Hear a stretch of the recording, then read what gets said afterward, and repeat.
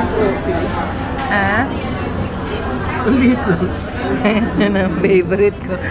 Ayan ang favorite ko. Ang frosty. Ayan. Umorder kang french fries. Yes. Maliliit na ba? Ang liliit na raw ng order. Dati ang lalaki kasi. Ito, Baconator. Maliit na rin, no, yung burger. Maliit na rin yung french fries. Dati yung french fries nila matataba, di ba, Daddy?